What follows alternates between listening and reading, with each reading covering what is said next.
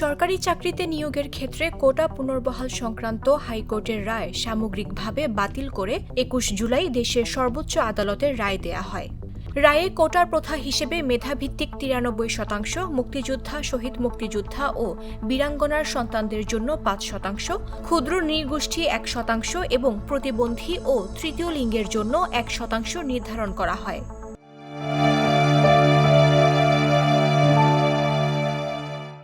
তবে নির্ধারিত কোটায় যোগ্য প্রার্থী না পাওয়া গেলে সংশ্লিষ্ট কোটার শূন্য পদগুলো সাধারণ মেধা তালিকা থেকে পূরণ করতে হবে। এই নির্দেশনার আলোকে সরকারের নির্বাহী বিভাগকে অনতিবিলম্বে প্রজ্ঞাপন জারি করতে নির্দেশ দেন আপিল বিভাগ।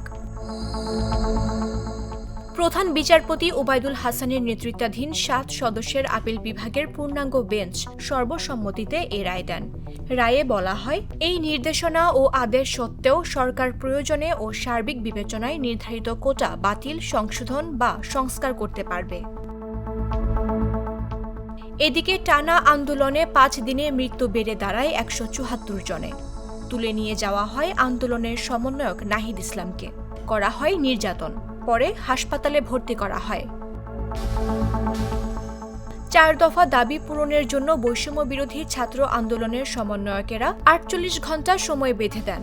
৪ দফা দাবির মধ্যে ছিল ইন্টারনেট সংযোগ চালু করা, শিক্ষার্থীদের আসার ব্যবস্থা করে দিয়ে হল খুলে দেয়া, আন্দোলনের সমন্বয়কদের নিরাপত্তা নিশ্চিত করা এবং কারফিউ তুলে দেয়া।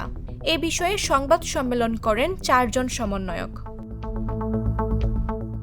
একই দিনে বিরাজমান পরিস্থিতি নিয়ে বৈষম্য বিরোধী ছাত্র আন্দোলনের ৫৬ সমন্বয়কের যৌথ বিবৃতি শিরোনামে একটি খুদে বার্তা গণমাধ্যম কর্মীদের মুঠোফোনে পাঠানো হয়। যৌথ বিবৃতিতে কমপ্লিট শাটডাউন কর্মসূচি আরও জোরদার করার আহ্বান জানানো হয়। এতে বলা হয়, শুধু আদালতের রায়ের মাধ্যমে হত্যার দায় এড়াতে পারে না সরকার। বিবৃতিতে অভিযোগ করা হয়, কোটা সংস্কার আন্দোলনকে কেন্দ্র করে সরকার সাধারণ শিক্ষার্থীদের উপর নির্যাতন চালিয়ে যাচ্ছে। ৩ শতাধিক ছাত্র জনতাকে হত্যা করার অভিযোগ করা হয়েছে বিবৃতিতে। বৈষম্য বিরোধী ছাত্র আন্দোলনের প্রথম সারির কয়েকজন সমন্বয়ককে পুলিশি হেফাজতে নিয়ে মনগড়া বক্তব্য আদায়ের চেষ্টা করে ব্যর্থ হয়েছে। সমন্বয়ক নাহিদ ইসলামের ওপর ব্যাপক নির্যাতন চালানো হয়েছে। এছাড়া সমন্বয়ক আসিফ মাহমুদ, আবু বাকের মজুমদার সহ কয়েকজনের সন্ধান দাবি করা হয়। এদিকে সহিংসতা নিয়ে জাতিসংঘ, ইইউ, যুক্তরাজ্যের উদ্বেগ প্রকাশ করায় ৩ বাহিনীর প্রধানরা হাসিনার সঙ্গে দেখা করেন। কারফিউ চলতে থাকে এবং আরও ৭ জন নিহত হয়।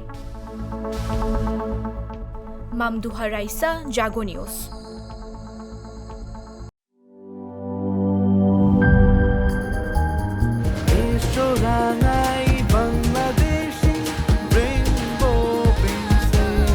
রেইনবো পেইন্টস, ছড়াও জীবনের রং।